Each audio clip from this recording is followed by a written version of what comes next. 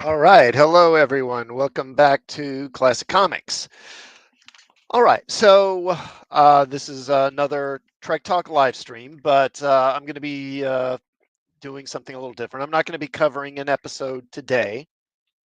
Instead, I'm going to talk a little about, mainly, we're going to talk about Gene Coon because, and also about Desilu Studios because Desilu Studios and Gene Coon, both as Star Trek was about, as its second season was about to air, it was already. Oh, hey, Lord Thoth. Hello, man. Thank you for stopping by. Good to see you, as always. Uh, there were changes coming. There were changes coming for Star Trek and for the studio, as well as they were about to begin airing the second season. This is kind of at the Labor Day holiday in 1967 because during that period there was like a 2 week like break. They'd already been filming the second season, of course, and were about almost halfway through the second season, but they had not started airing them yet. And again, it's there was a lot of change coming. I'll just go ahead and start talking, and again, I'll be reading from Mark Cushman's book in order to help sort of illustrate uh, what was going on behind the scenes here. So, before I start on that, it's not of course it's a long established matter that Star Trek eventually was canceled, and a big part of it was because of the expense. It's people often point at it now when they talk about the cheap sets and all that, but at the time the Star Trek was a very expensive show to do. And in a way, it had the fate that a lot of most sci-fi shows wind up having, like Battlestar Galactica and Buck Rogers, because they may do okay in the ratings, but science fiction, at least until fairly recently, and like after Star Wars, and maybe getting into the '90s, I guess, maybe in like post Star Wars and post Star Trek: The Next Generation. Before that, science fiction was a pretty niche thing, and it did not have a widespread audience, and so it tended to not survive on TV for very long. Star Trek was really the most popular. The original show I'm talking about was probably the most popular sci-fi show on TV. Um, if you don't include $6 Million Man, which technically you could say was a sci-fi show too, but it was really almost more like a superhero show or crime fighting show. But it was an expensive show to do, and making that show along with making also a Mission Impossible, which was also quite expensive, really took a toll financially on Desilu, and it eventually broke the studio. Okay, now I'll be reading from the book here. So by the time Star Trek suspended production for the industry-wide 2 week Labor Day holiday, much had changed at Desilu. Desi Arnaz's idea, which Lucille Ball had tried to carry on in his absence, had been a good one. Studios make money by renting out their facilities, but real profits and growth come from owning the shows. What had been a successful formula with I Love Lucy and with The Untouchables was now a formula for failure with Star Trek and Mission Impossible, and ultimately for Desilu. At a glance, Desilu looked good. It claimed to have the largest and most complete film studio devoted to television in the world. There were three facilities, two in Hollywood and one in Culver City. The latter included Desilu 40 Acres, the backlot where Andy Griffith's Mayberry, Gomer Pyle's Camp Henderson, and Hogan's Heroes Stalag 13 were filmed. And there's the backlot there. The company showed earnings of 19 million in 1966, more than half coming from the rental of stages, equipment, props, and backlots to series owned by others. Uh, Danny Thomas and Sheldon Leonard were the best customers at Desilu, who, along with the Andy Griffith Show and Gomer Pyle, rented space for shows such as That Girl, Accidental Family, The Guns of Will Sonnet, The Danny Thomas Hour, I Spy, and Good Morning World. Also, Desi Lieutenants in 1967 included series producer Don Fetterman with Family Affair and My Three Sons, Bing Crosby Productions with Hogan's Heroes, and the former president of the studio, Desi Arnaz, with his new venture, The Mothers-in-Law. Other revenue sources came from syndication of older studio-owned series such as The Untouchables. But even with $19 million in earnings, the cost of running the studio was greater, primarily because of the current studio-owned properties, Mission Impossible and Star Trek. Only The Lucy Show, in its 6th season at the time, was turning a profit. And then CBS ordered a 4th studio-owned series from Desilu, the hour-long detective show Mannix. As Star Trek ventured into its 2nd year, the burden of producing 3-hour-long weekly series proved to be too great for a studio lacking deep pockets. Desilu had lost the battle. Desilu's neighbor, Paramount Pictures, and Gulf Western, its cash-rich parent corporation, were looking to expand. Paramount had no television properties, studio-owned series, or a relationship with any of the networks. So even with its money woes, Desilu was an attractive acquisition. Danny Thomas, whose TNL Productions rented space at Desilu, was also interested in acquiring the studio, but Gulf Western offered a better deal. Negotiations between the two studios were well underway in early February of 1967. So this is while the first season was still airing. This is before the first season was even over. By mid-month, Lucy's lawyer, Milton Ricky Rudin, was making progress with Gulf Western board chairman Charles Bloodhorn. Lucy, however, was resistant. During a key make-it-or-break-it point in the negotiations, she slipped away for an appearance on the Jackie Gleason show in Miami. When Lucy refused to take her attorney's calls, Rudin flew to Florida, where he found her hiding out in a Miami hotel. Everybody had heard about the merger, Lucy later said. I couldn't make up my mind. Mickey had to have an answer. He said, 24 hours or we blow the deal. Well, we went over the whole thing again and I started to cry. I need an hour, I told him. I have to have an hour. Lucia finally agreed to call Bloodhorn. I talked to him, and you know what he said? He said, Miss Ball, one of the things I am prepared to like about you is that you care so much. I cried again, and I said yes. So Gulf Western Industry absorbed Desilu Studios in a $17 million stock exchange deal. Gulf Western combined Paramount's holdings with Desilu's 3-studio, 62-acre property. In return, Lucy's 60% of controlling interest in Desilu stock was traded for $10.10 million in Gulf and Western stock. And God, I mean, this is in 1967, so that 10 million, there's no telling how much that would be now. That'd probably be over 100 million now. Hey, Lord Thoth, all this Trek lore is interesting. Yeah, it's one of the interesting things about reading this book is all the stuff going on behind the scenes. And I think it shows, because most of what we see on a show or in a movie is really, it's like looking at a pond, and you see the surface, but you don't see what's going on underneath in the water. And that it's kind of like that with watching a movie or a TV show. That's just kind of the surface of the whole system that's brought us those images, and we don't know really what's going on behind.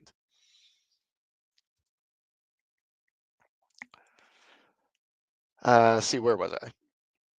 Okay, yeah. So for 10.2 million in Gulf Western stock, Hollywood's first female studio mogul had stepped down. So yeah, Lucy was the first woman in Hollywood to own her own studio. Hey, Gwagnar. Good to see you, man. Thanks for stopping by. So besides giving up Desilu, Star Trek, Mission Impossible, and Mannix, Lucy made arrangements to end The Lucy Show. The series was a hit. It was the second highest rated show on television, just under the Andy Griffith Show, which was number 1, I guess, and just ahead of Gomer Pyle, which was 3rd. All three were filmed at Desilu, but Lucy still owned her series and she wasn't about to hand it over to Gulf Western. Instead, she could sell it into syndication. And then for the 1968-69 TV season, she launched a new series called Here's Lucy. Paramount could own that show, and CBS would happily place it into Lucy's longstanding Monday night slot. On July 26, 1967, as the Star Trek cast and crew were busy filming scenes for Mirror Mirror, Lucy, with Charles Bloodhorn at her side, cut a ribbon where a wall had once stood between the Paramount and Desilu lots. They were actually, they were right next to each other. And that is the image you see right there. That's actually when they cut the ribbon. She told the visiting press, Mr. Bloodhorn is interested in keeping the lots alive, not inactive, and that is what I want. It's a natural marriage, and I was happy to make it. When asked if Desilu and Paramount would co-produce television and motion picture properties, Bloodhorn promised, we'll cooperate in everything. As Star Trek moved toward completing its preliminary second season order of 16 episodes and continued to carry the brand of Desilu, Lucy remained a figurehead at the studio. But Lucy's industry savvy told her that this would be a temporary situation. In an interview with a Hollywood columnist, with Rex Reed, actually, she said, quote, I never wanted to be an executive, but when my marriage to Desi broke up, I just couldn't walk away from my obligations and say, forget it. So I took on all the responsibilities. Now I've just sold the whole damn thing to a bigger corporation, and pretty soon they'll take my name off the door and I'll be free. Lucy had put on a brave face for the press, and the makers of Star Trek would soon learn that they had lost their best supporter. Now, initially, Gene Roddenberry and Robert Justman felt that the Desilu takeover by Paramount would be to their advantage. Paramount had storage houses filled with with props and set pieces, specialty shops, stages, sets, skilled personnel, more of everything that a producer might need to improve the look of his show. But bigger companies come with bigger problems, more red tape, more micromanaging, and more inclination towards corporate thinking. Yeah, ain't that the truth? Okay. On August 10th, 1967, as the standoff nature of the bigger studio was becoming evident, Roddenberry sent a memo to Herb Solow. Dear Herb, since the first signs that Paramount and Desilu would merge, we on Star Trek have been interested in how the additional facilities could be used to improve both our product and our efficiency. As I mentioned to the Lucy Show producer Leo Pepin today, we have several times asked questions about what might be available there in the way of sets, specialized stages, specialized optical equipment, wigs, costumes, backdrops, and so on. In items where we can make guesses, such as wigs or costumes, we have already made some inquiries. In other areas, we have to depend upon those at Paramount to make suggestions to us. I've yet to receive any such calls or suggestions, and even questions about our needs and problems other than through the excellent Mr. Pepin, who I can hardly expect to be immediately and totally filled in on Paramount facilities. Are any of the production people over there aware that we are anxious to cooperate for our mutual benefit? Mutual benefit, however, requires mutual goals, and Roddenberry's agenda was very different from the studio's. He wanted to produce quality television. Gulf Western wanted to turn a profit. Roddenberry and Robert Justman quickly learned that the corporate bean counters were even worse than anything Star Trek had experienced under the management of cash-poor Desilu. Roddenberry wrote to Justman on September 21st. As I understand the new Paramount Desilu television methods, it will be our responsibility to turn out Star Trek scripts, which in the final shooting version will budget out at 180,000 or 182,500, depending upon the final figure determined between John Reynolds and myself. Thus, somewhere between the first draft of the teleplay and the final shooting script, we must make revisions which satisfy both our series needs and at the same time give us an episode which budgets out properly and can be shot in 6 10-hour workdays. So far in the second season, only 2 episodes had been made for that amount of money, or for less, and those were The Doomsday Machine, which had been filmed in 5 days, and The Changeling, which also had been a bottle show requiring no new sets or guest stars, only a large prop. The new budget seemed more impossible than the limiting budgets that they had already had. Even if Roddenberry and Justman could fashion scripts to be shot in 6 days, those days, according to Paramount, would have to be shorter.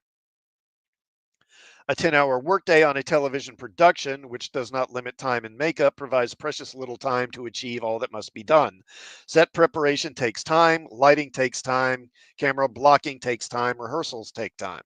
And even when the camera would begin rolling shortly at 8 a.m., Paramount mandated that the set must be wrapped by 6:30 p.m. Producing a series should get easier with each new season. The costumes are made, the established sets are built, the format is established, the characters are explored, the production crew is primed, and a string of writers and directors who have displayed a knack for the series now assembled. Star Trek's hardest days, however, were still to come. And I imagine, obviously, I don't know, but I'm sure that the people over at Paramount and Gulf Western were aware of, I'm sure they had seen inside Desilu's books, their financial ledgers, and they knew how much Star Trek was costing.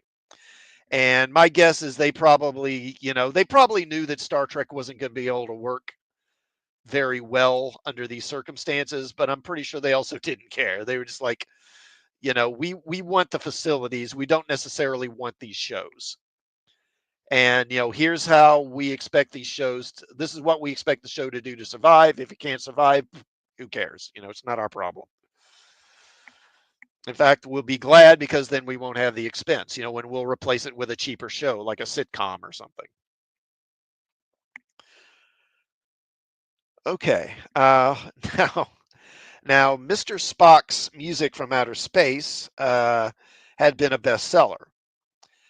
And the single, A Visit to a Sad Planet, had actually made the Billboard charts. So Dot Records sent Nimoy back to the recording studio to cut a follow-up single. And that was The Ballad of Bilbo Baggins.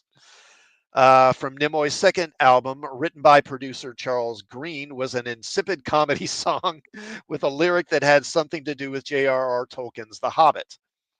However, the song gained notoriety with Nimoy's appearance on the July 28, 1967 episode of Malibu U, a short-lived variety TV series hosted by Ricky Nelson. Nimoy, sans pointed ears, there he is, lip-synced the song in a campy music video accompanied by a group of color-coordinated young women, singing and dancing on a beach and all wearing plastic elf ears.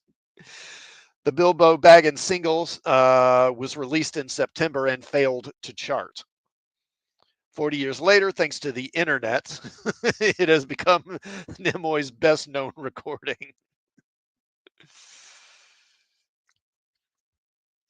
Yeah, I mean, I didn't even know about that song for a long time. I didn't even know about it probably till when did I learn about it? It was probably in the late 20 teens when I even knew about that. I had never even heard of it. Okay. Now, late August, early September, again, this is around the Labor Day holiday, between the production of The Trouble with Tribbles, which I just covered, and Bread and Circuses, which is going to be the next episode, the Star Trek stages went dark for 2 weeks, allowing Gene Roddenberry and key cast members to make the rounds, giving interviews and personal appearances. Shatner and Nimoy even visited with Barbara Walters in their Star Trek uniforms live on The Today Show. And I'm not going to go into all the details on this, but basically, some of the cast members, particularly Shatner, did a lot of promo appearances during this period. Shatner, in particular, was up in the Northwest and up in the northern parts of the country a lot, while although he did go to Miami at one point. And DeForest Kelley was doing stuff down in like the southern states, like Texas and Georgia, and I think a couple others. Nimoy was in great demand and especially busy. Or actually, let me skip. No, let me go back here.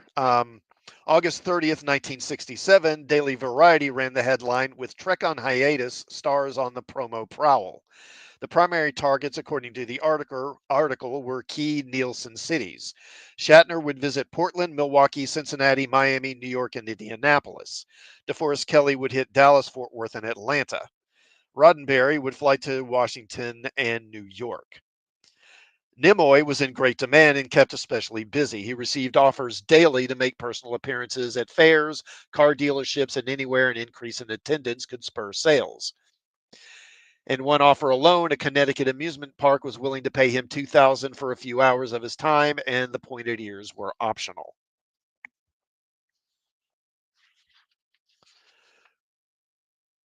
Let's see. Okay. On August 31st, 1967, Roddenberry was present as Star Trek was honored at the Smithsonian National Air and Space Museum in Washington, D.C.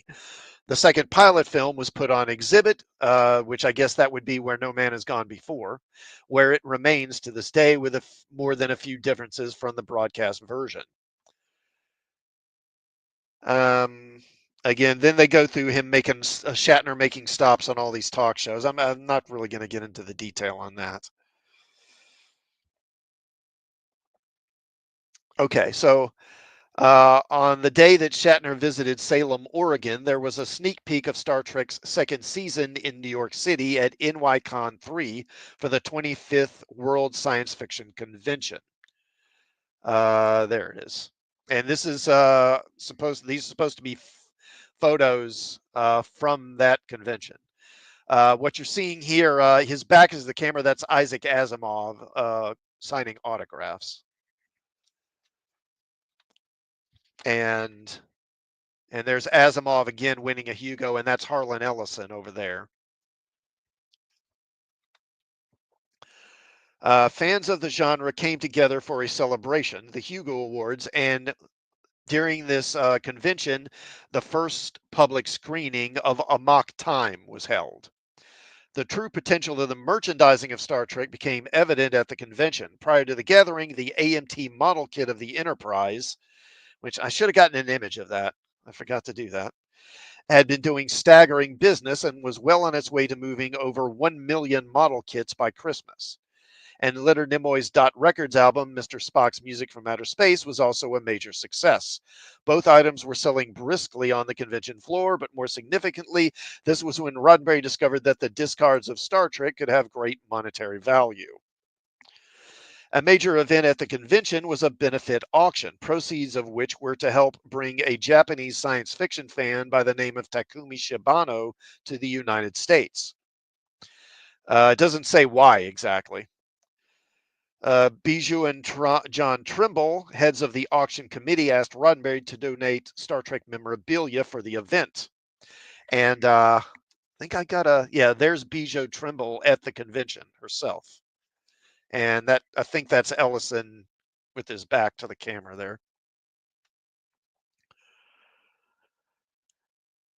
Among the items that Roddenberry sent in included scripts, sketches by Matt Jeffries, a green female's uniform tunic, Kirk's torn shirt from Amok Time, several retired pairs of Spock ears, a copy of Roddenberry's original series proposal for Star Trek, and a copy of the Writer's Bible. There was also a box filled with small balls of fur labeled Tribbles, although the Tribbles episode had not aired yet, so no one knew what a Tribble was.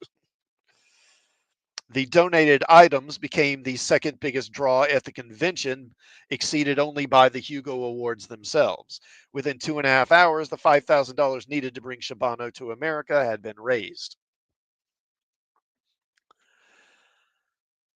That was when Star Trek, or quote, that was when Star Trek fandom first came together and became a force in and of itself, said John Trimble. People who met each other at that convention went off and started producing fanzines and formed clubs. Roddenberry was well aware of the offers Nimoy received and the sales of model kits. Now, with the success of the Star Trek auction at NYCon 3, he saw the potential in a new business. He would launch Lincoln Enterprises, aka Star Trek Enterprises, just a few months later. Let me take a drink of water right quick here. Hold on.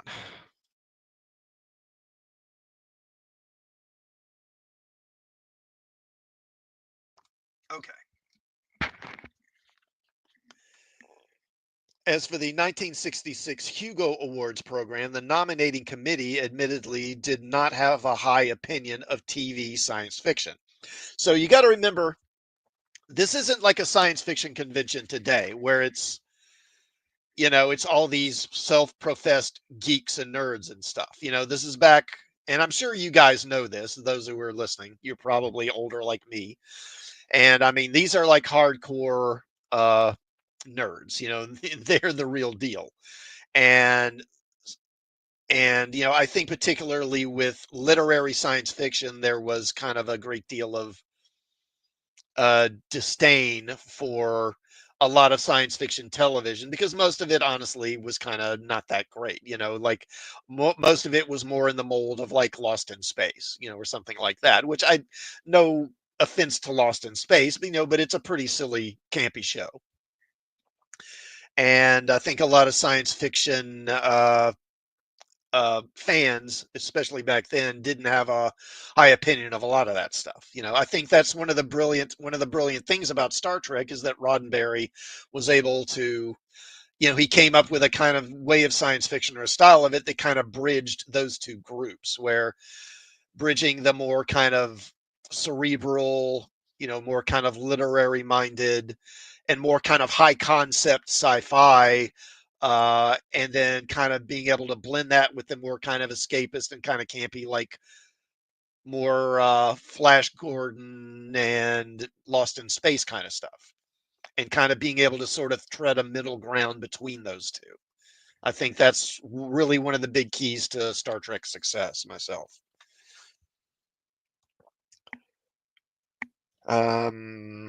Okay. As for the 1966 Hugo Awards program, at this point, only The Twilight Zone had been acknowledged with a single Hugo Award, and the very rules set by the committee diminished a television show's chances for victory. Only the episodes aired prior to January 1st, 1967, which basically meant the first half of Star Trek's first season, could be considered, which in a way is good because that's where most of the better episodes are. And those episodes would need to stand on their own like a movie and not be considered part of a greater whole. In an effort to better the odds, Roddenberry wrote a letter on November 4th, 1966, to Andrew Porter, the secretary of NYCon 3. He argued that it was a mistake to nominate science fiction series based on single episodes. To Roddenberry, this was akin to judging a novel by a single chapter. Getting nowhere with Porter, Roddenberry then tried again on November 17th with a letter to the convention's co-chair, Ted White. Taking a different tack, Roddenberry argued that it was unfair to pit a 15-minute TV episode shot on a tight budget against a big screen feature film with a large budget and less time restraints. Being ignored once again, Roddenberry wrote a third letter, this time again to Ted White. On May 5th, 1967, 6 months later, White sent a response, writing, quote, "I'm sure it must be disappointing to you to find that you are in competition with Fantastic Voyage and Fahrenheit 451 for the Hugo Award this year. But unfortunately, the Hugo Awards are not geared for your exclusive set of interests, nor will they be.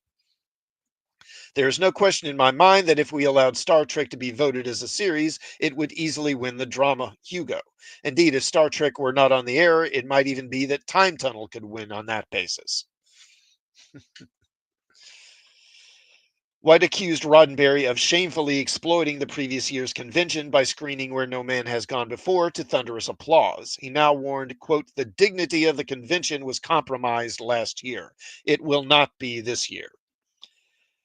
And then there was a final slap in the face. White suggested that Roddenberry wished, quote, full credit not only for the conception of the series as a whole, but for each episode as well, and added, quote, "Perhaps I am uninformed on the subject, but that strikes me as presumptuous." I mean, he's he's not entirely off base there. I don't think. Someone had clearly poisoned the waters at NYCon 3 for Gene Roddenberry. The Toastmaster for the convention that year, by the way, was Harlan Ellison. Quote, "We were a fairly well-knit band," Ellison said. In other words, we were a clique. Dick Matheson, Charles Beaumont, Bradbury, Asimov, and me, we knew each other for years and we liked each other as people and respected each other as creators. So when Roddenberry tried to stick his nose in and tried to get somebody on his side, it fell very flat. Okay, so Wagner says once you're done covering the original series and animated series, you should look at Star Trek Phase 2. Very interesting story on how they attempted to continue the series. Yeah, I've already thought ahead about that. Um, okay, well, actually, I should probably, as long as you brought that up, I'll go ahead and talk about what's coming. So, um, I don't know, probably have mentioned it on here before, but I'm in graduate school right now and I'm studying to be a nurse practitioner, right? So, starting this fall, it looks like I'm going to start my clinical rotations where I'll basically, be working at clinics or hospitals. I don't know, and that's going to start probably mid-August. Now, I don't know what my schedule is going to be starting from that point, but I'm probably going to be very busy. And once that starts, I am probably going to be taking a step back from the channel, to be honest. Now, I do hope to keep going with these, but it's probably not going to be every week. Just to let you know, I might do them like every other week or something. I don't know. We'll see. Maybe I won't be as busy as I think I will, but I imagine that's how it's going to work. At least initially, I'm going to do that. And then if I feel like I can come back on a more of a regular basis, that I'll do that. And that's going to go on at least through this year, into this year, and probably going to be more for the next year or so. So, as far as going on after the original series is done, yeah, I would like to do the animated, and then, maybe do Star Trek Continues. And I have thought about doing something about Phase 2 as well. And Wagner also says if you can get the book, says it has the original scripts. Okay, yeah, okay, that's an idea. But that is probably going to be a ways off. That's probably going to be at least a year off, if not further. And after that, I don't know. I'd like to do like I thought about doing Space 1999. I'd really like to do that one. I probably won't do other Star Trek shows because it's just starting with Next Generation. I mean, there's just so much material. And I actually like kind of calculated it out. Because if you take all the episodes from the original series and like animated and then TNG, DS9, Voyager, and Enterprise, and I wouldn't worry about anything after Enterprise. I'm not counting any of that crap. um and I would do like an episode a year, like 50 a year, like 50 episodes a year. It would genuinely take me like a decade to do them all. uh so that's just too much of a commitment. So after I probably wouldn't continue on to those, but I might do some older shows that have shorter runs, and so there's not as many episodes. Like Space 1999 is one I'd like to do, and I've thought of some other stuff. I've toyed with maybe the $6 Million Man. I don't know, maybe Battlestar Galactica. Buck Rogers, some of those. Okay. So, regardless, when the nominations came in, 4 episodes of Star Trek had one consideration: Jerry Soule's The Corbomite Maneuver, John D.F. Black's The Naked Time, and Roddenberry's The Menagerie Parts 1 and 2. This was impressive, especially considering that no episodes of Voyage to the Bottom of the Sea were nominated, nor were any from Lost in Space, The Time Tunnel, or It's About Time. I'm not familiar with It's About Time. I assume that's some kind of time travel show. The formidable competition, as Whitehead stated, were those 2 major motion pictures, Fantastic Voyage and Fahrenheit 451. After Ted White's letter, Roddenberry gave up all hope of bringing home the grand prize. Worse, fearing an ambush, he decided to not attend NYCon 3. Instead, on June 19th, he sent a letter to his new friend Isaac Asimov explaining why he would sit the convention out, basically not wanting to deal with the potential humiliation. Roddenberry said, quote, "I'm surprised that anyone who reaches my age is totally sane because life is often a process of being knocked down, stomped on, and laughed at and rejected. I don't recall ever not being rejected." Quote, "Gene was a very insecure man, even though he had been a Marine and he had been a cop," Harlan Ellison said in an interview for this book. "When you become an icon, most people forget that you're made of human clay, Gene more than most of us. He had flaws that ran deep and wide, and he allowed them to get in the way of his judgment and of his interactions with others." Yeah, I mean, I think that's fair, but I mean, as Ellison says, look, he was just a human being like the rest of us. He wasn't this sort of mythical figure. Those at the very top of the awards program did indeed disrespect Gene Roddenberry, but they couldn't control the judges.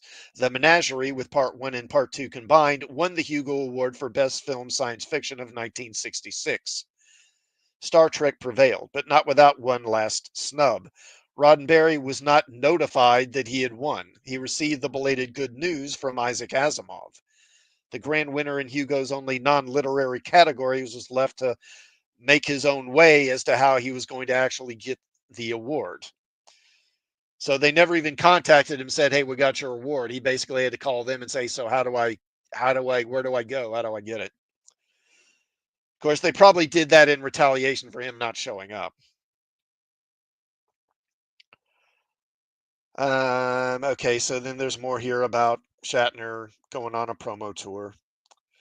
On September 18th, after returning to Los Angeles, Shatner wrote to Roddenberry saying, quote, "I can't stress enough how impressed I was by the trip and how much we accomplished in appearances at the individual stations. Without exception, the station's promotional people were delighted to have us and expressed the hope that it wouldn't be too long between visits.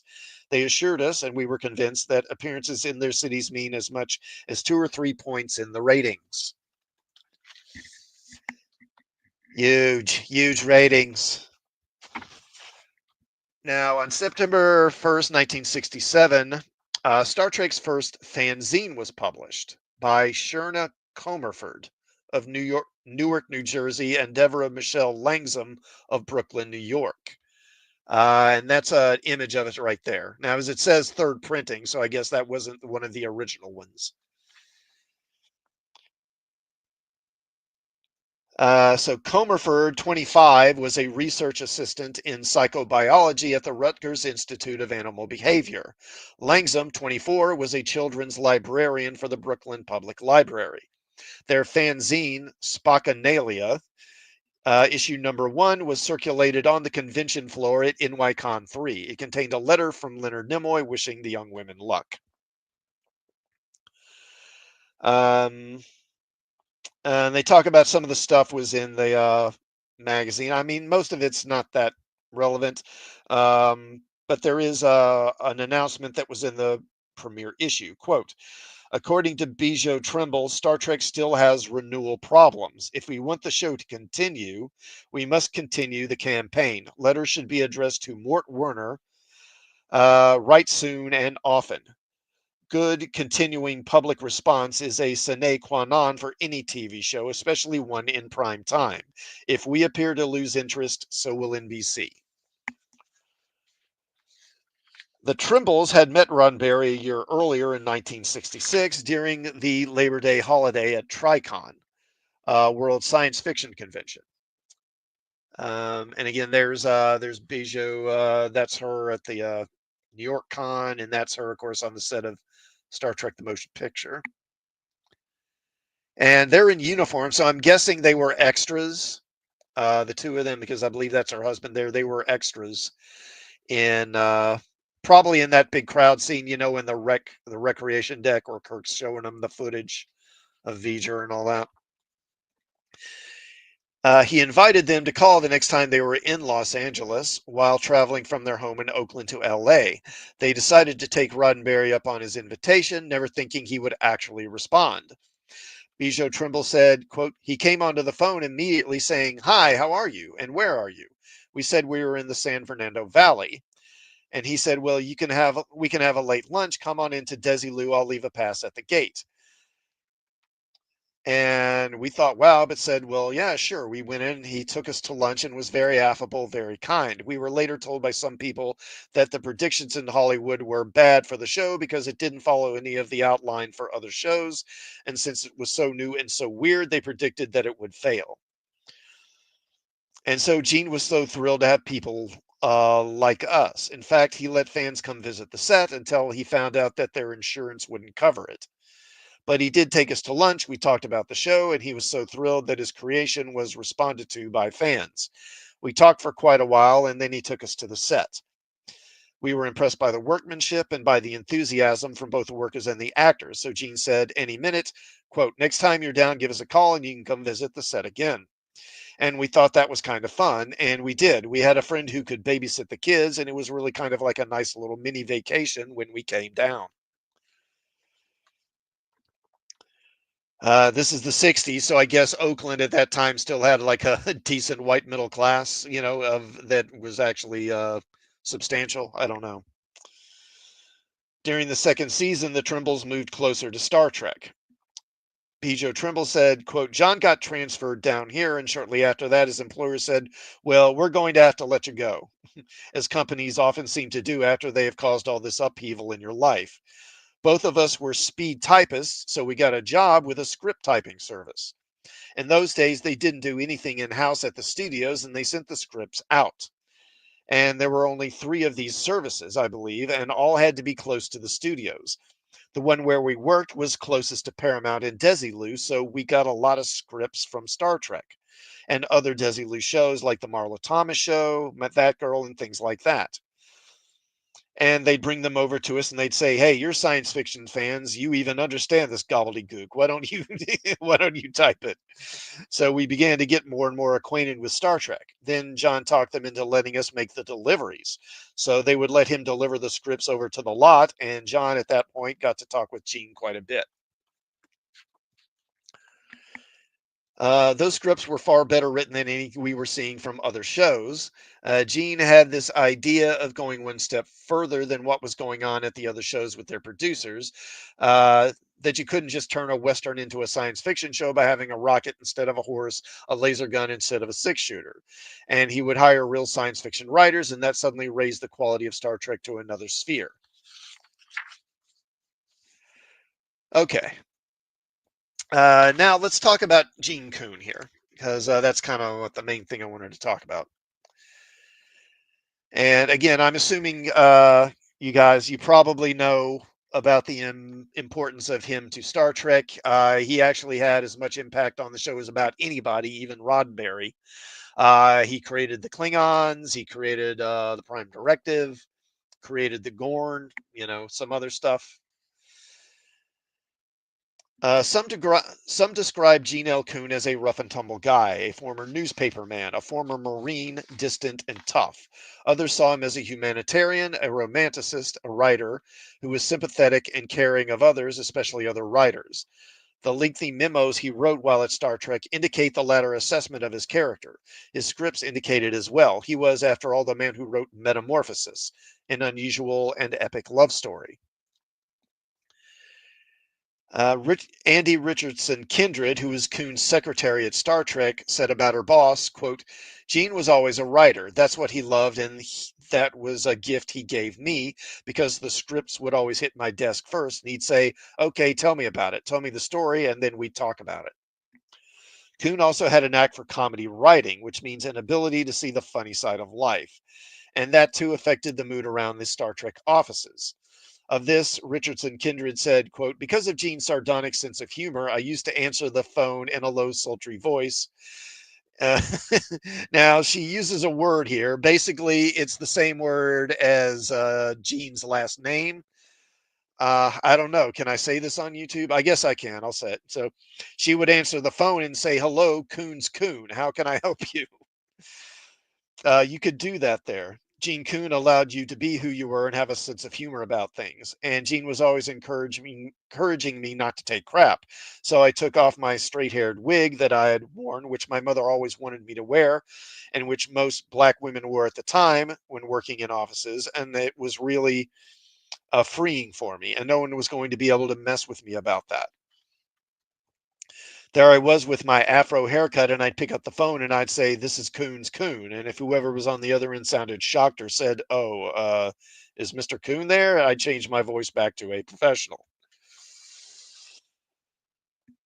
And back to a professional demeanor and say, "Yes, yes, this is Gene Coon's office. Can I help you?" But by then I was able to say to myself, "I am who I am. I don't care what names you put on me." And I have Gene to thank for that. During his tenure at Star Trek, the writer of Metamorphosis became a character in, and that's another thing. He gave Star Trek, what's his name? Zefram Cochrane. So he came up with that. He created Zefram Cochrane. Uh, he became a character in an unusual and epic love story himself. Its roots went back to the close of World War II. At that time, when he was discharged from the Marines, Gene took advantage of the GI Bill and enrolled in Columbia School of Broadcasting. The class consisted of 8 former Marines and 2 young women. I'm sure there was no I'm sure there was no thirsting going on in that classroom. Gene soon developed a fondness for one of the girls, Jackie Owings, and she seemed to return his feelings, although she was engaged to be married. Richardson said, quote, "Jackie was one of the 2 girls. Joy, who Gene would eventually marry, was the other. But Jackie was the one he fell for. I think she was 19 at that time. But because she was engaged and because Gene was an honorable person, he just couldn't come out and say what he felt. He was really a straight arrow person in that sense. His values and his ethics were impeccable. I never saw anything different, and so he didn't say anything to Jackie." Coon did write to Jackie professing his love, but his ethics stopped him from actually sending the letter. In time, Jackie interpreted Coon's lack of action as disinterest and stayed committed to the man she had agreed to marry, even though she had doubts about the union. Richardson Richardson Kindred said, quote, "So they all went off to work at different radio stations, except for Joy, who was still there, and Gene had taken notice. It was never a passionate love. It was just that she was there." Yeah, imagine that happens a lot, doesn't it? A devastated Coon on the rebound began dating Joy Hankins. Within a year, they were married. 10 years later, Coon had become terribly unhappy in his marriage. Quote, "She didn't love him as much as he'd hoped," James Doohan recalled. Gene said that's what broke his heart. Nichelle Nichols witnessed the incompatibility firsthand at an awards dinner where she was seated near the 2 Genes and their wives. For Beyond Uhura, she wrote, quote, "I had the bad luck to witness the 2 soon-to-be ex-wives insulting their respective husbands for all the world and their husbands to hear. Everybody at the table was obviously uncomfortable witnessing the wives' withering put-downs while Gene and Jean sat silently, smoking their cigarettes and staring off into the distance. Then the 2 Genes quietly excused themselves from the table and did not return until the end of the evening. As fate would have it, a short time later, Coon had a reunion with his first crush, Jackie, who was now divorced, and as Andy Richardson Kindred recalled, had turned to modeling under the name Jackie Mitchell. One day, while driving to the studio, Gene spotted a giant image of Jackie looking down at him from a billboard on Sunset Boulevard. When he arrived at work, he began sifting through casting photos. Richardson Kindred said Gene was looking through a casting booklet one day and he said, "Andy, see if you can get this woman to come over for an interview and don't mention my name." And he told me to find out if she was the former Jackie Owings. So I called the agent and he confirmed that her maiden name was Owings. She wasn't really an actor, she was a model and preferred the runway where she had contact with the audience. But I invited her over for a casting meeting anyway, even though there really wasn't any casting in mind for her. Oh, well, Gene had something in mind for her, though. She came in and Gene was so excited. Well, they went into his office and they didn't come out for hours. And when they did, Gene was a totally different man. And this was about a week before he broke up with Joy. Jackie, going under the name Jacqueline Fernandez when she was interviewed for the book Great Birds of the Galaxy, said, quote, "I don't remember clearly that the first thing I asked him, or I remember clearly the first thing I asked him was, 'Are you happy?' And he just broke down and cried. It was overwhelming. We made a lunch date for the next day. I had never stopped loving Gene. You don't get over your first love. You move forward, but it remains a treasure in your heart. We got together the next day, and the feelings between us were still strong. And I said to him, I never want to leave you again. And after lunch, we talked some more in the car, and Gene told me that he'd become so happy in his marriage. They had recently bought a gun and had been considering uh, ending his life. That would have been his way out. So when he found me again, he just threw all caution to the wind, and by 6 o'clock, we had decided we were going to get married. Gene Coon's friend, William Campbell, who played Trelane and Koloth, recalled that Coon broke the news to Roddenberry before he even told his wife. I was at a party. It was at a party. Roddenberry mentioned to Coon that Joy seemed, quote, in fine spirits. And Coon responded, well, yes, but I don't know how long that's going to last after tonight. I'm leaving her tomorrow. According to Campbell, Coon couldn't bring himself to give his wife the bad news. But Joy sensed that something was wrong and asked her husband if his quiet behavior of late had anything to do with her. Coon broke down and confessed, telling her everything. They cried together through the night, and then in the morning, Coon put his papers into a briefcase and he left. Uh, Quote, he actually felt incredibly guilty about leaving Joy, that he just left her with everything, absolutely everything. So she got the house and just whatever.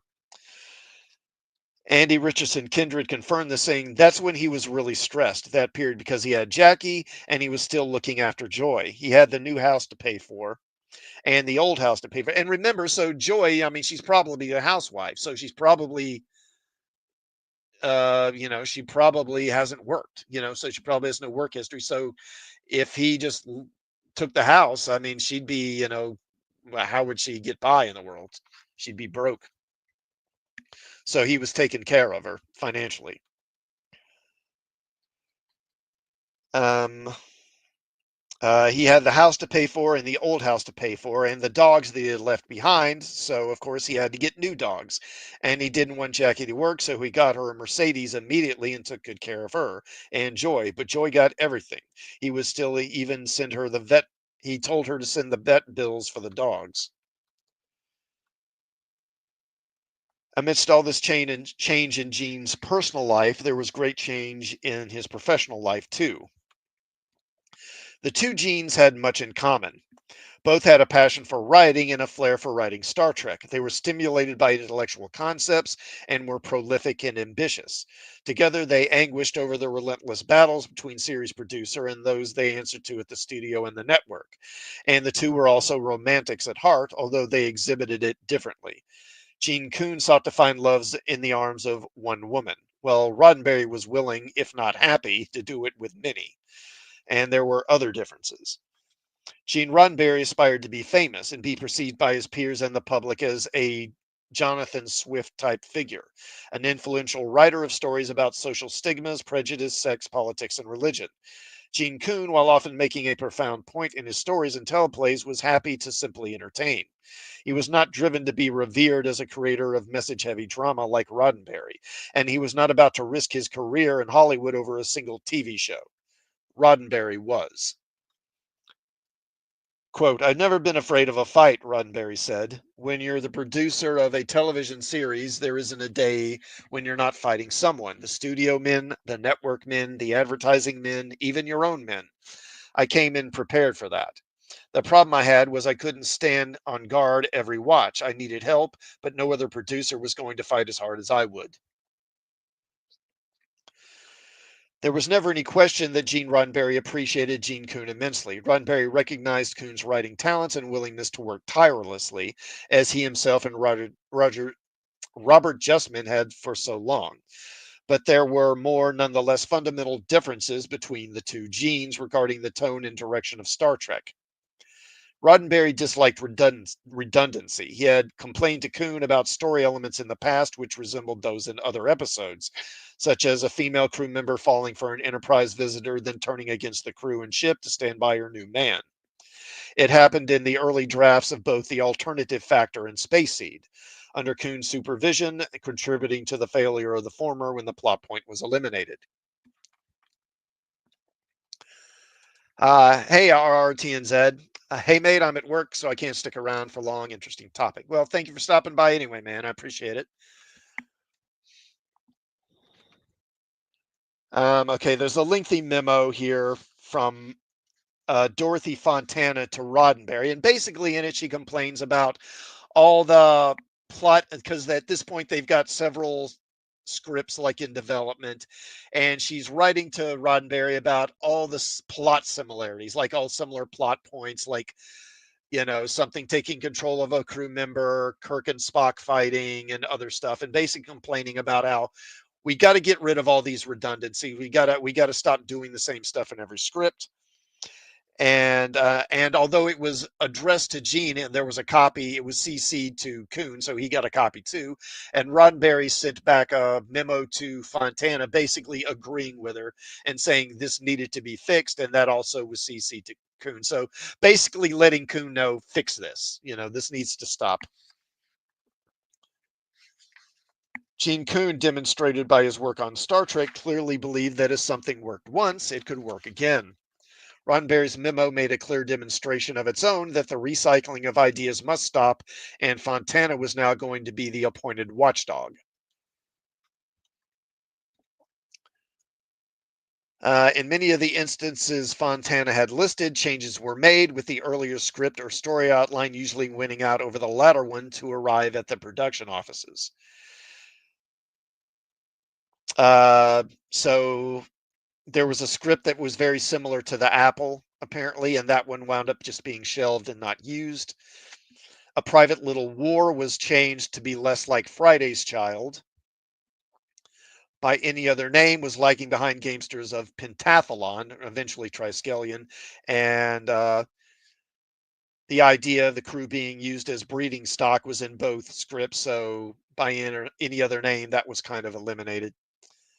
The disembodied brains in Return to Tomorrow were changed to Eliminating Spheres, again yielding to Gamesters, a story that was advancing more confidently toward production. McCoy would take Kirk's place in fighting Spock to the death in Bread and Circuses. Originally, it was Spock and Kirk who were supposed to fight, so that Spock and Kirk, because they were already fighting in a mock time. Spock would not die in Bread and Circuses, so that Kirk could die in a mock time and then die again in Return of Tomorrow, with Scotty dying in The Changeling. And He Walks Among Us was bogged down and delayed through a series of unsuccessful rewrites and was shelved. And RRTNZ says it's kind of heartwarming to learn that behind the scenes, the people who made TOS were just as human as we were, unlike the retards like JJ and those who came after him. Yeah. Um, you know, I mean, well, plenty has been said about it, so I don't know what more I can really add. But I think a big part of it is just they kind of mentioned, as I was reading earlier, it talked about how corporate mentality taking over, and I think that's a big part of it. And I think also it's just, in a way, I think that because, before Star Wars, no one had ever really heard of like the hero's journey, and that stuff. And of course, after Star Wars came out, everyone wanted to know where Lucas got all these ideas. And so that became well known. Um, and eventually, even there was a book or a formula that was made based off of the hero's journey for Hollywood writers to write scripts. And as a result, I think it resulted in a really kind of a sameness and a lot of stories and a lot of predictability, which makes them a little less entertaining. And another thing I think, and I've said this before, I think is that, I think there really is just a disdain for the audience that is present in Hollywood now. And to be fair, it was always there to a degree. Um, but I think it was more with like the suits at the top and stuff like that, the studio heads and stuff like that, rather than the people making the shows. And now it's down to where it's even the people making the shows, it's the writers and the actors and that stuff. And that stuff comes through the directors too. And I think a part of the issue is that they just kind of assume that people aren't paying attention. They assume that people are just on their phones and aren't really paying attention to what's even going on in the story. So they don't really feel a big need to make the story be coherent or to make sense. I think that's a big part of the issue. Let me take a drink of water again right here.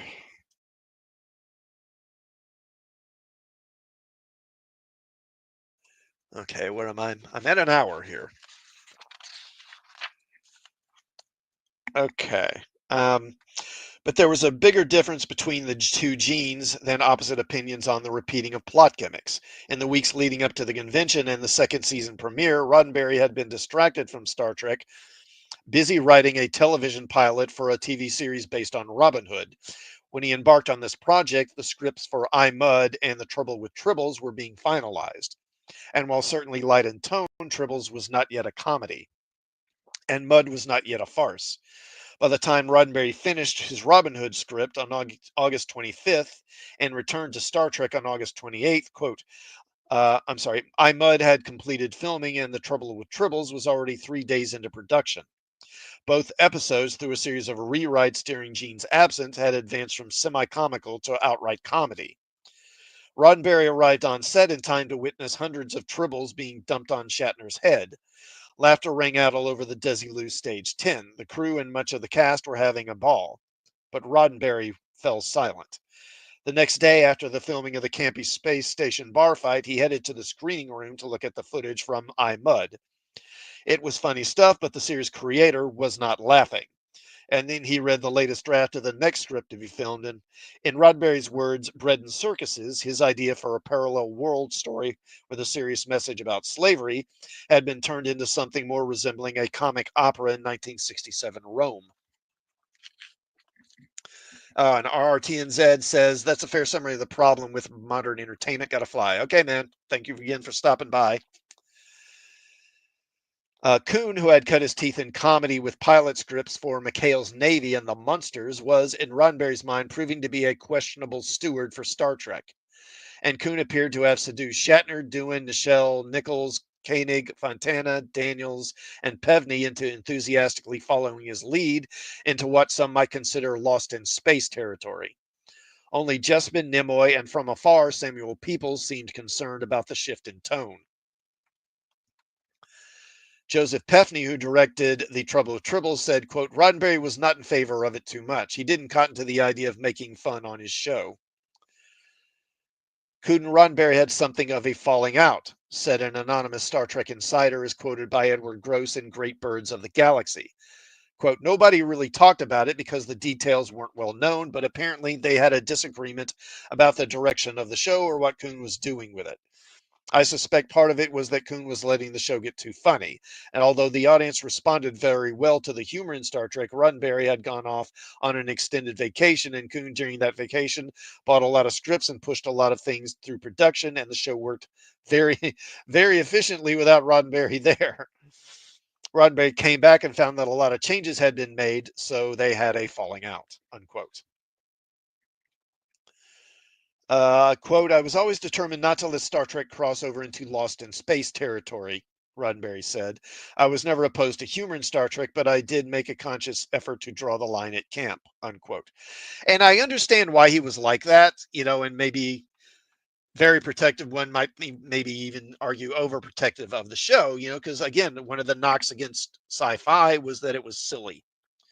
And that's because a lot of it was stuff directed, at a younger audience and was very campy, and he wanted to get away from that. Humor, of course, is subjective. What one person finds to be funny can often be something another sees as objectionable. Uh, Quote, Gene L. Coon's characters joked with one another, David Gerald said. Roddenberry always took the show too seriously and everybody preached. I think Roddenberry really wanted to be a preacher. He said, in the future, our people work together, but what would he write? What he would write would be sermons. In Gene L. Coon's scripts, people interacted with each other in a totally different way and didn't preach. After lengthy behind the closed door discussions between the two Genes, Coon decided he wanted out. The creative differences contributed greatly to his rash decision, but there were other factors at play. Coon's true calling was writing. He didn't mind producing, and in fact would produce again, but A series such as Star Trek, due to its unique premise and highly distinctive characters, required extensive reworking of other writers' scripts, which caused a lot of hurt feelings. And this, in addition to constant fights over creative direction with Roddenberry and the critical nature of the memos from Justman, Fontana, Robertson, and even Joan Pierce at DeForest Research, was wearing Coon down. Quote, when I came along, he was very tired, said Jackie Fernandez. I think it was a combination of everything, and he was just ready to quit.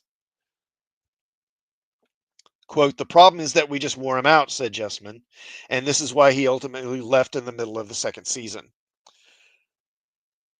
Quote, he was happy on Star Trek for a while, said Doris Halsey, who managed Coon with her late husband, Maurice Halsey. Then both personal and professional things started weighing on him, and he was having problems with Shatner and Nimoy. He had a very low respect for actors, except his friends. Unlike most series, Star Trek had a pair of extremely ambitious and talented stars who were competing with one another, one of which was actually counting who had the most lines in the scripts, and both of which were making numerous suggestions for story and script changes. Quote, that was never a problem for me, said John D.F. Black, the man who sat in the producer's chair before Gene Coon. Quote, Bill and Leonard wanted different things. Leonard wanted to be accepted as a serious actor. Bill wanted to be a star. As Leonard's popularity grew, I can see that Bill would worry about who had more lines. Of course he would. Captain Kirk was the series lead, and the series lead has to do more. And that means more to say. Leonard didn't worry about that. He was more concerned with what we had him saying, not how much he said. I understood that. I started out as an actor, so I know the difference between the two. I knew they were qualified to play those parts. They were good at it. They were perfect. But I don't think Gene Coon respected them. He wasn't an actor and didn't understand the concerns of actors. An actor has to have an axe to grind in his own way. The actor has a role and he wants to be good at it as he can be at it in that context. But Gene Coon didn't get it, so he was at odds with it. Mary Black, who worked as John D.F.'s assistant, said, quote, the one thing I especially remember during the transition week as Gene was taking over from John D.F. at Star Trek, it was clear he didn't have a high regard for us. I was bringing something into Gene Roddenberry's office, and Gene had a temporary desk in the outer office where Dorothy was. While waiting to move into John's office, I gave Gene Coon a smile and a nod, one of those polite glances, and the look on his face was amazing. John, I've always felt that if you dislike someone, you don't have to show it, but Gene did show it. So I would think it was possible if Gene did not like a particular actor, he would not bother to hide it.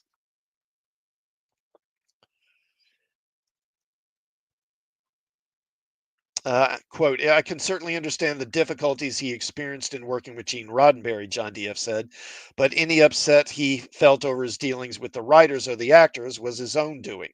I had never had trouble with the writers or the actors. There was no reason to have trouble, but Gene Roddenberry did, and Gene Coon apparently did too.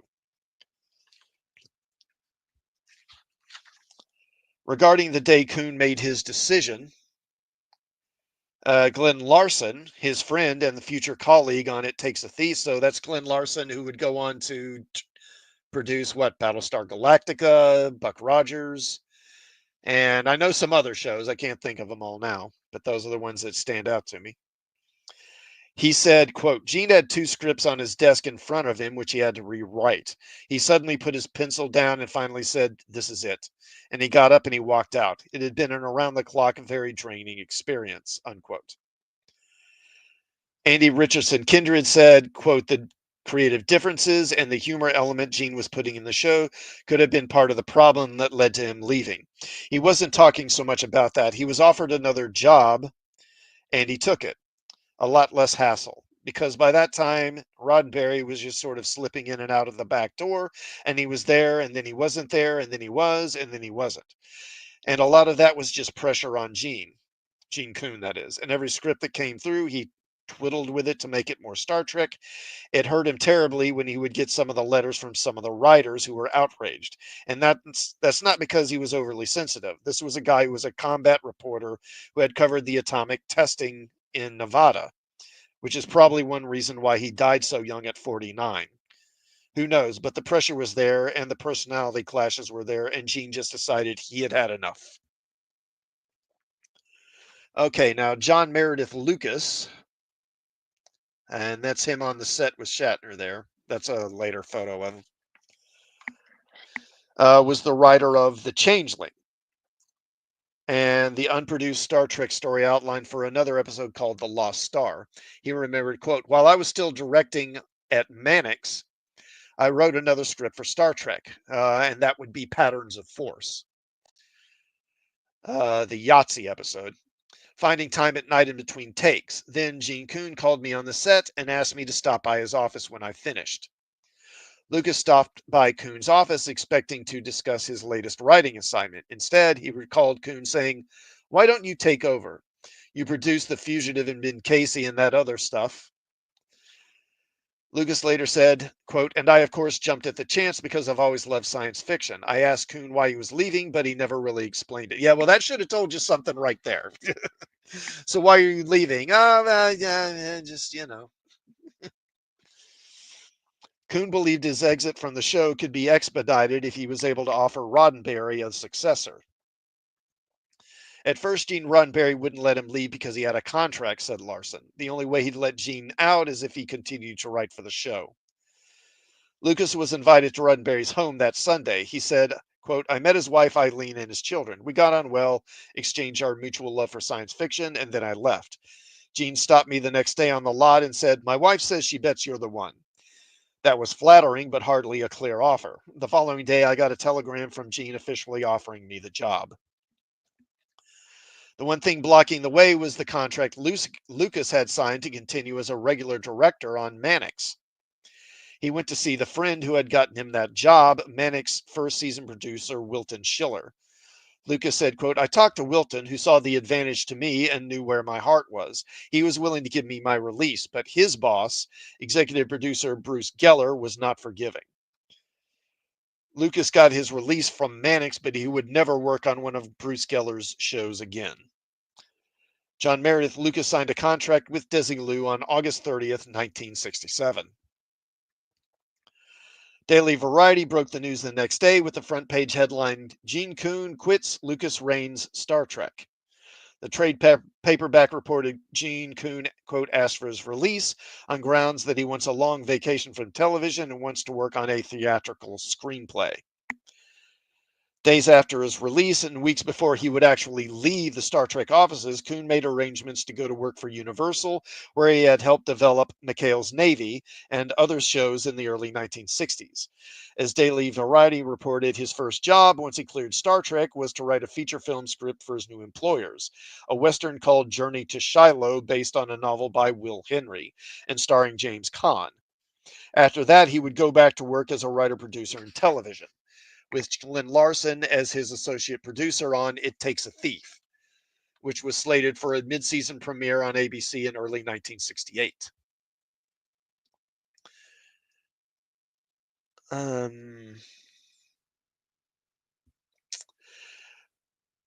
Uh, Andy Richardson Kindred disputes Justman's claim that Coon was having anything close to a breakdown.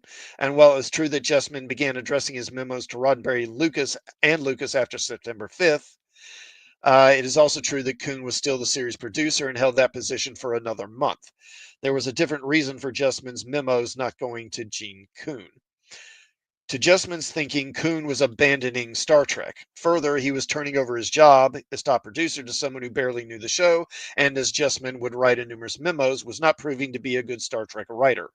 Whereas Coon had not even considered offering the job to Justman, which would have advanced the talented and hardworking associate producer to being the show's primary producer. Richard Kindred said, quote, Bob Justman wanted to be the producer, and he kept seeing new producers being brought in all the time, and he wasn't getting the job, so I can imagine he didn't like that a lot.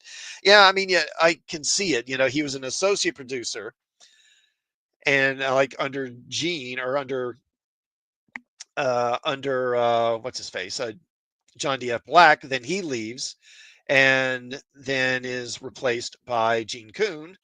And then eventually Gene Coon leaves and he's replaced by Lucas. And Justman's sitting there saying, well, what am I? You know, chopped liver? Contrary to Justman's statement in his book with Herb Solo that Coon left the series within a week after September 5th, Coon was obliged to finish producing NBC's initial order of the second season. Those first 16 episodes. 13 were already in the can, and episode 14, Bread and Circuses, was scheduled to begin filming the following week when the cast returned from their promotional tour. Journey to Babel and A Private Little War were slated to follow, and only after that would Lucas be in charge, providing there was anything left to be in charge of. Because remember, at this point, they hadn't gotten their renewal. They hadn't been renewed for a second half of the season. So at this point, these next few episodes, for all they knew, those might be the last ones. The new season, with Star Trek about to premiere in its horrific Friday night time slot, was still 10 days away. So again, at this point, they're filming the second season, but the second season episodes hadn't even started to film yet. Amok Time would kick the second season off on September 15th, and NBC's decision to order additional episodes wouldn't come until at least 2 weeks after that, when the ratings for Amok Time and Who Mourns for Adonias, the next episode to air, would be examined. Regardless, scripts needed to be ready for production should that renewal come. Lucas inherited the job and a pile of scripts, some of which had already been rewritten by Coon. From these, he was set to select some of the less demanding ones, polish the scripts further, and prepare them for filming. And for another month anyway, Coon would be there to give guidance, notes, and apologies. Okay, where am I at? So I'm at, an hour 20 minutes. All right, so that's I'm going to go ahead and leave it there. So Gene Coon was out, and John Meredith Lucas would come in, and basically, starting about halfway through the second season, he would be running the show. Now, the next episode I'll do, I will be doing it next week, right? Let me see here. Yeah, so I believe next week I'll be back with another Trek Talk, and I'll be doing Bread and Circuses. Now, the week after that, I'm going to be with my my National Guard unit, so I won't do one that week. But then I'll be back the week after that. So Bread and Circus is next week, and then 2 weeks after that, what's the one after that? Journey to Babel. So, and then 2 weeks after that, Journey to Babel. All right. Oh, and if you haven't, please do like the stream and please do sub to the channel before you go. And let's see what I'll probably. I'll probably be seeing Superman Thursday, and so I hope to have my review of Superman out this weekend. And I'll probably stream Sunday night like I usually do, and then again, Journey to Babel next week, or Bread and Circuses next week. So until then, thanks everyone who tuned in, and thanks to those who will catch it on a rewatch. Have a good night, everyone, and I'll see you next week.